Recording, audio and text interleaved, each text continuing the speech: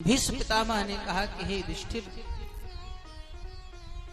एक क्षत्रिय राजा को चाहिए कि उसके राज्य में बालकों की हत्या ना हो, स्त्री का अपमान ना हो।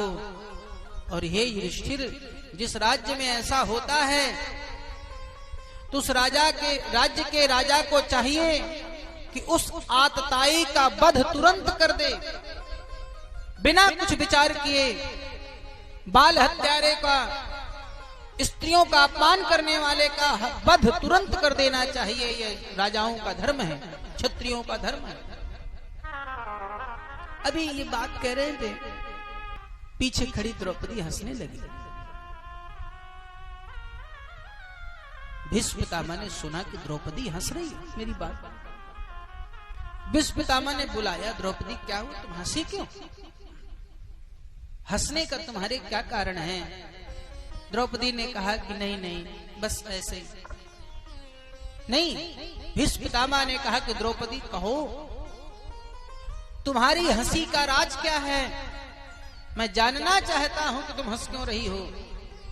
तो द्रौपदी ने कहा कि पितामह, आप जब उपदेश कर रहे थे तो आपके उपदेश को सुनकर के मुझे हंसी आ गई। मैंने क्या कुछ गलत कह दिया? द्रौपदी ने कहा कि गलत नहीं कहा, आपका वह उपदेश ही ऐसा था कि मुझे हंसी आ गई। कौन सा उपदेश?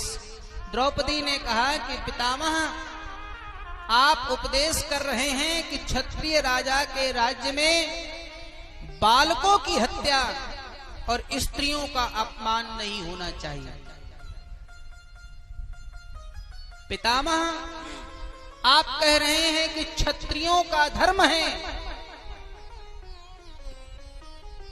बाल हत्यारे और स्त्रियों का अपमान करने वाले का वध तुरंत कर देना चाहिए।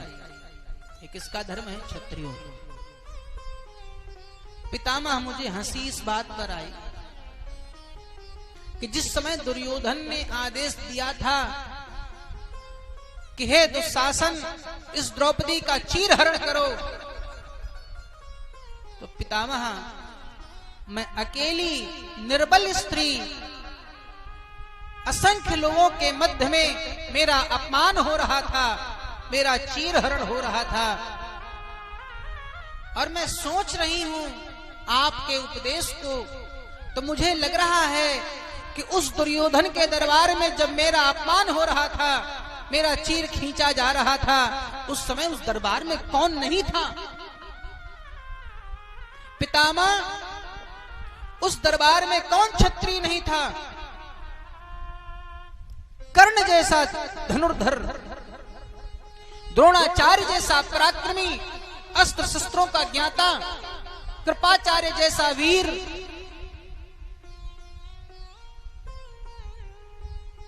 द्रौपदी ने कहा कि सबकी बात को छोड़ो, उस सभा में सबसे आगे आप बैठे थे। हे पितामह, आप भी उस सभा में विद्यमान थे। द्रौपदी ने कहा कि मैं ये भी जानती हूं कि अगर उस समय आपने अपने धर्म का पालन किया होता, आप मुझ स्त्री को देख करके खड़े हो गए होते, और अगर आपने ये कहा होता कि खबरदार अगर किसी ने द्रौपदी के चीर का स्पर्श किया, तो द्रौपदी ने कहा कि पितामह, उस दुर्योधन के दरबार में कोई ऐसा नहीं था कि जो मेरे चीर का स्पर्श कर देता। कोई ऐसा नहीं था जो आपकी आज्ञा की अवहेलना कर देता। लेकिन हंसी इसी बात पर आई कि आप भी नहीं खड़े हुए थे, तो क्या आप क्षत्रिय नहीं थे? क्या उस समय आपका वह क्षत्रिय धर्म नहीं जागा था? तो भीष्म पितामह की आंखों में आंसू आ गए। उन्होंने कहा कि द्रौपदी, मैं क्षत्रिय था, मेरा क्षत्रिय धर्म जागा भी था, लेकिन हे द्रौपदी, उस समय मैं दुर्योधन के द्वारा, अधर्म के द्वारा कमाए हुए अन्न से अपना भरण पोषण करता था। उस पापी अन्न का प्रभाव था, उस पाप के द्वारा दिए हुए अन्न का रक्त मेरे शरीर में बह रहा था, जिसके कारण मैं खड़ा नहीं हो पाया। अन्न का प्रभाव था। हे द्रौपदी, आज जो मैं उपदेश कर रहा हूं, द्रौपदी तुम स्वयं जानती हो, महाभारत के युद्ध में असंख्य हजारों बाण अर्जुन ने हमारे शरीर पर मारे थे। वही बाण पूरे शरीर को पार करके आज उन्हीं बाणों पर मैं गिरा हुआ हूं, पड़ा हुआ हूं।